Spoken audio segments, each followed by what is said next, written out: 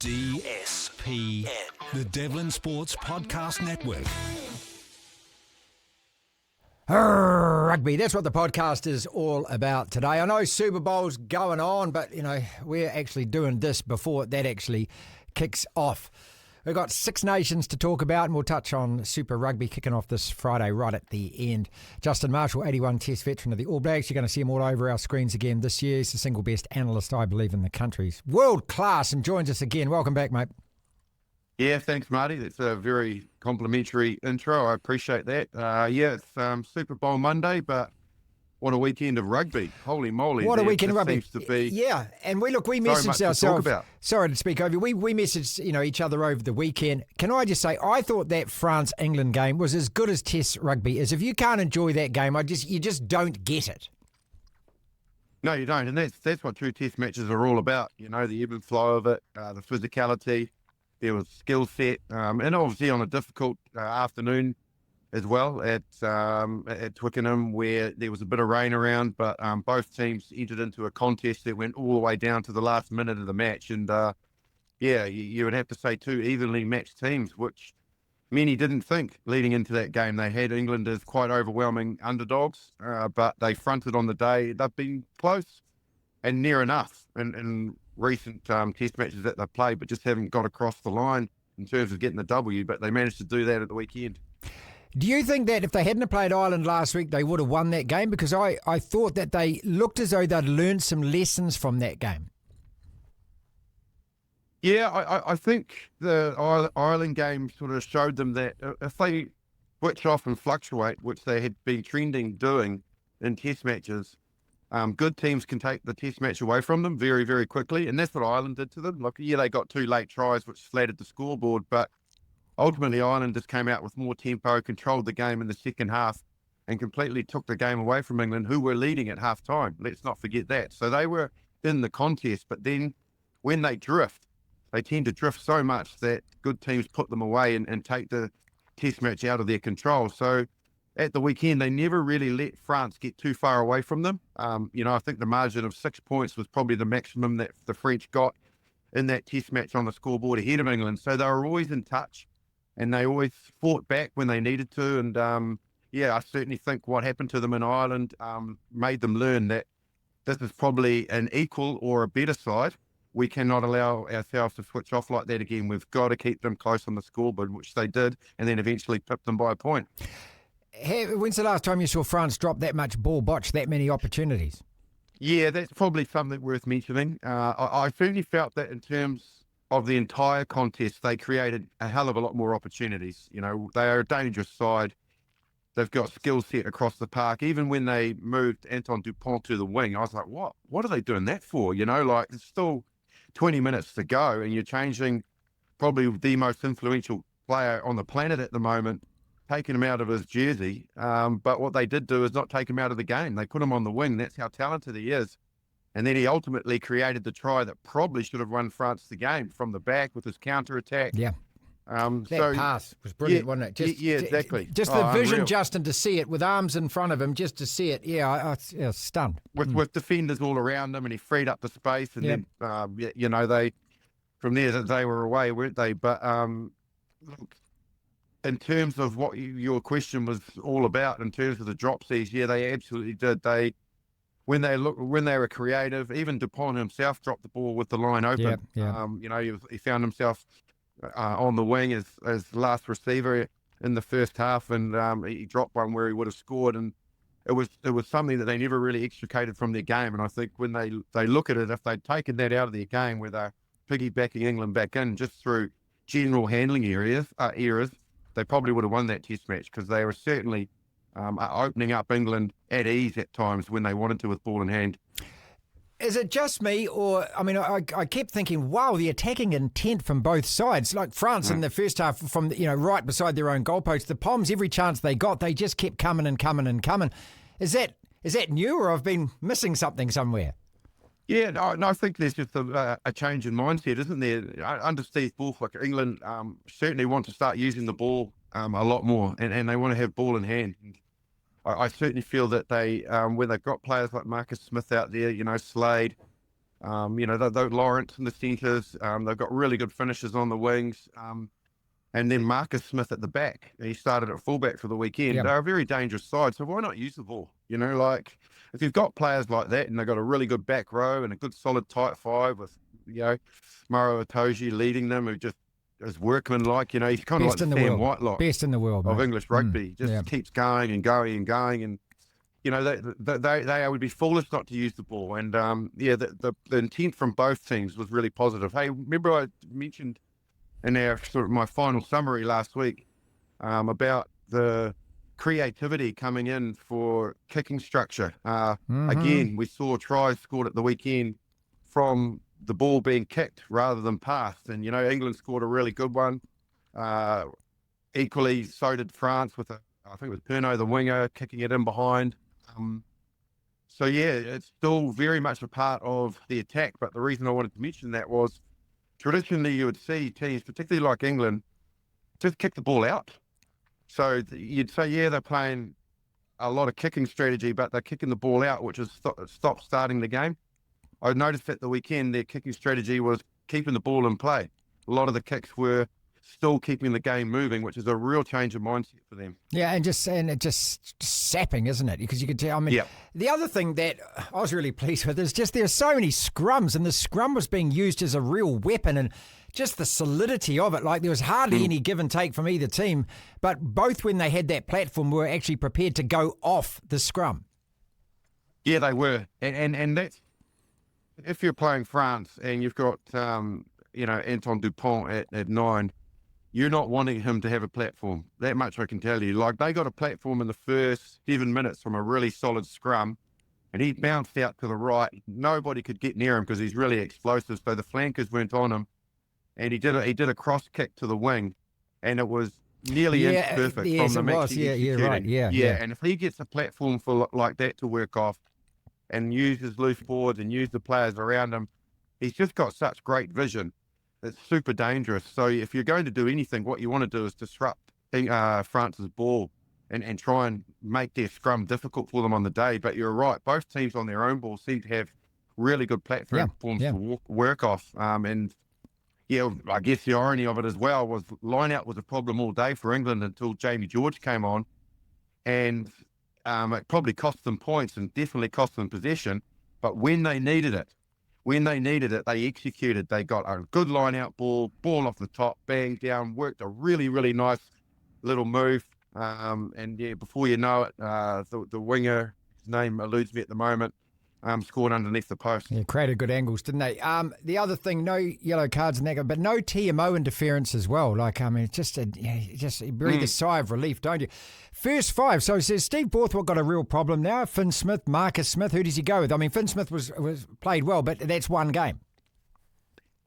Yeah, it is one game, but I thought he was really solid. The enigma that Marcus Smith is he can be a little erratic. At one stage he took the ball into contact and he got it ripped out, and France probably should have scored. They counter-attacked for 50 metres, and it was just the final pass to, I think it was Mavaka. Yeah. I remember, the hooker first half, just went slightly over his head, but ultimately they should have punished Marcus Smith for that era, and then equally had the goal-kicking responsibilities and missed 2 easy kicks that would have put England ahead. Yeah. Or kept them in touch as well. So, I think when you've got someone like Finn Smith at 10 and you've got Marcus Smith kind of slightly more uncomposed, the balance actually seems to be quite good. And then I think they put Fletcher on the wing. So, I quite liked it. I don't think it's created a headache for him. I think he'll stick with that combination and see how it plays out and see if Finn Smith grows into that jersey more. He hasn't had enough time in there. Yeah, it's true.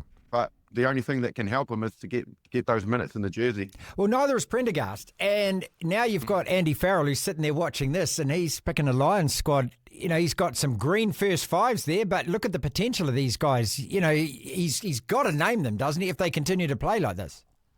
Yeah, he does. And obviously the diamond for him is Finn Russell,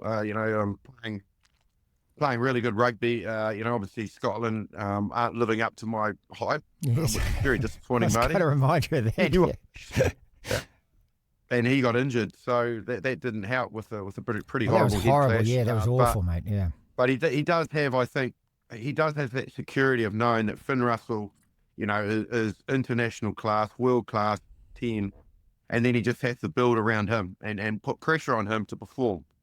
So yeah, the more that the likes of Finn Smith, Prendergast, even Marcus Smith, you might look at him as a 10, keep the pressure on, the better they will be for their selections. Justin, I looked at that Ireland team, and that was wee small hours this morning. I don't know how much of that you saw, but I'm getting up to do breakfast radio, so I saw, watched the first half at home, and can I call it an almost All Black-like performance? It was it just seemed so pragmatic. They just did most things right. It's a difficult place to go and play against a pretty gnarly Scottish team. But if that was the All Blacks playing that game, I'd walk away feeling absolutely jack happy after that. And I think Ireland, it's not like they went up a level against England. It's difficult to describe, but they just, you know what I mean? They just played really good test match winning rugby. Yeah, and this is that team getting back to doing what they were doing well a couple of years ago, isn't it? Obviously, we spoke about it last week, Johnny Sexton being missing. He leaves a huge hole. So they're still trying to find that dynamic at 10. Jamison Gibson Park is playing some pretty good rugby, isn't he, man? I think he's quite regularly now in most world teams of the year. He's playing that consistently. So when you've got consistency at 9, and in the centres with Bundy, Aki, and Henshaw and co, they've got plenty of firepower and experience to build around that 10. It's just about them getting that player into their pattern, which was so methodical, which was so successful, as they became number 1 team in the world. And they're starting to look. I don't think they're there yet. I don't think they're hitting that rhythm at this stage. But like you say, you see them go to a difficult place like Murrayfield against what will always be a tenacious Scottish team with history there as well, and go about just comfortably winning that test match, but doing it in a really nice mannered way. Just we played to their strengths, played to the areas they needed to do, and didn't give Scotland a sniff. No, that's it. Strangled them. They just strangled them. Look, I just sort of again great test match rugby, really good game plan, and was just perfectly executed. Yeah. And for Jameson, some players, I don't know. I mean, you've been overseas, you played overseas and as well, but that was at the latter end of your career. Some players, maybe just it doesn't work out in New Zealand. I feel like New Zealand, I just hope we're never in this trap where if you don't make this age group side or this academy side or whatever, then you get forgotten about, because, some of these guys, they are actually playing much better rugby overseas. They've just unlocked a door for themselves, and more power to them. And I kind of think, maybe that's just some players that you just got to get out of. It doesn't work in New Zealand, but it does work somewhere else, which is why I want to bring up a little bit later about our guys being able to play for any Super Rugby franchise, which is a bloody good idea. But just back to him, what is it? What is the key to all of a sudden becoming a better player when you leave New Zealand? Well, I think there's 3 of them in general, like who are regularly making world teams of the year, which is Jamison Gibson Park, Bundy Aki, and James Lowe. Like James Lowe is playing some pretty good rugby. I think he was in the World Cup team of the year last year. So you think, righto, those guys couldn't even get a look in with the All Blacks, not even really anything above New Zealand Māori. So, I think sometimes players just need to go and find out what their real strength is in the game. And that might not be playing the style of rugby that we play here in New Zealand. I certainly felt when I went overseas that if I'd done it when I was 22, 23 and then came back, I probably would have been a better All Black. Wow. Because I learned how to deal with slow ball a lot more. I learned that I had to be more creative as a 9 because they tended to T-bone each other, so you got slower rucks. So you're not rifling onto the ball all the time like we were in Super Rugby in particular. So I had to be a more creative player around that zone. And if I had that knowledge and then was able to combine that with the things we do really well in New Zealand, I think it probably would have made me a better All Black. You're certainly finding, I think, that the strengths of Jamison Gibson Park and Bundy Aki and James Lowe's, that they've just adapted to the style of play over there. Then they've brought what they had as New Zealand rugby players into the mix, and they've grown into it. Like Jamison Gibson Park didn't set the world on fire the first 3 years he was over there, but he grew into it, and so did James Lowe, and so did Bundy Aki. It took them time. They weren't superstars straight away, right? But all of a sudden they got there, and I think we can learn a lot about that. The problem is, Marty, these guys that go that we could potentially get back and they could be very good All Blacks, they have ancestry, That's or right. they do their time, and then all of a sudden we find them pulling on the bloody wrong coloured jersey, don't we? So they're playing for Ireland, playing for Wales. Look, after we chatted last week, another one. Here's another one. After we chatted last week, though, there's a lot of comments and feedback, and thank you to everyone who has been jumping the YouTube channel. 45,000 views. Your interview last week is outstanding, mate. And if you are watching this on YouTube at the moment, please click subscribe. It really does help us out on the DSPN, or if you're listening on Rover, do all of that, like, share, follow, all of that kind of stuff. But a lot of people are saying, you Kiwis, you always moan and bitch about players going overseas. Every time somebody says, I say, well, we've kind of borrowed a few from around the islands around where we are as well. So, but no, it's all part of New Zealand down here. You've got to actually understand that. Wales versus Italy, before we get on to the Super Rugby to finish, mate. I don't know what to say anymore. Look, I'd rather talk about Italy. I just feel, it's like, you don't want Wales to be this rubbish and just not to have any hope in future. But it's bleak. That's the word I'm looking for. It's bloody bleak, isn't it? Yeah, and tough for a nation with such incredible history. Like they are in a real hole at the moment that they cannot dig their way out of for all of how hard they're trying. And I certainly think the effort's there, but look, they just don't have the cattle, do they? Like, there's no genuine game breakers within that the squad that they're putting out, the 23. They were overwhelming underdogs leading into that test match. I had a look at it on the odds, and I think Italy were paying $1.29. Wales were paying something like $3.70. So I think the recognition is in that part of the world that they are not even as good a team as Italy, and I think historically they definitely beat them last year, Italy at home. So yeah, they are, it is bleak, Marty. It's a good word. I certainly don't feel that there's any other players out there that they can get to turn it around. So they're using probably the best of their resources that they can, barring injury. Someone like Liam Williams, like they try and get him back and get him to find that sort of form that made him a British and Irish Lion, but his body at his age just keeps letting him down. He's forever injured. He only played one game the weekend before, and against France, and then he was out for this game. And you need those kind of guys when you've got a really young, youthful side that's lacking experience to be out there, and having him missing doesn't help. But I think you're great. The point is to focus on Italy. They're a tenacious, tough side now. They made life difficult for the All Blacks in November, didn't they? Yes, they did. Really difficult. Mm-hmm. Yeah, they made Scotland work really, really hard for their win last weekend. And at home, they're going to be a handful. And they're a bit of a nemesis side for France as well. So, now it took a while for them in the Six Nations for people to give them the credibility. I think they've earned that. Yeah. And that's all they had to do. That's where they were going to get the respect. They weren't going to get it just by saying, Italy's got to be involved, otherwise they won't grow. It's like, righto, we'll let you in, but when you're in there, you got to perform. Win test matches, be competitive. Right. Yeah. And now they are, and you do want to tune into the games that they are playing, and that's great. It's credit to them, their country, and what they've been able to achieve, particularly in the last 3 or 4 years where they've gone like that. I can't see Wales getting a lot in the British Irish Lions. And Justin, I grew up when Wales dominated that side, that 77 side that came in, dominated. In 71, I was a bit young. But I don't think they've won, mate. I don't think they'll get a player in there. Oh, God, don't have to select. Hang on, this is 2025, mate. Every kid's allowed a jersey and allowed to play. They've got to pick one, don't they? No disrespect to you, Welsh. No disrespect, but who? That's the problem.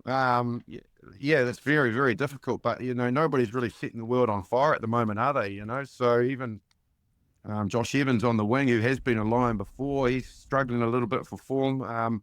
Look, they might jag one or two, but I hope that's not because we've got to put a couple of Welsh players in there. Like what Andy Farrell's got to do is pick the strongest side he can pick. And you've got to take that equation out of it of, we're going to have to tick the box of making sure that there is maybe for 4 Scottish players and blah, blah, blah. No, bollocks. No, you don't.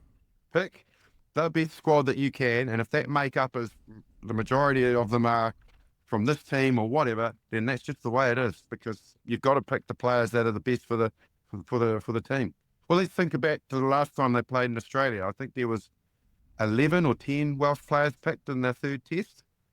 So times have changed, haven't they? In over in 12 years.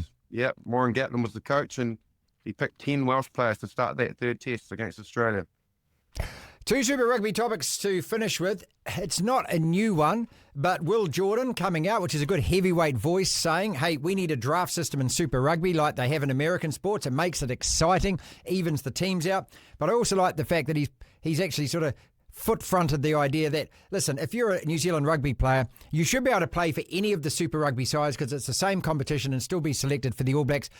I just find it just bizarre that New Zealand rugby's dragging the chain on this. It just seems to make so much sense, doesn't it? Yeah, well, historically that has still happened. You know, like you think of Jonah Lomu was at the Blues and then he was a Hurricane. And, you know, look at Bowden Barrett, a more recent example, a Hurricane, and now he's playing for the Blues. The draft system,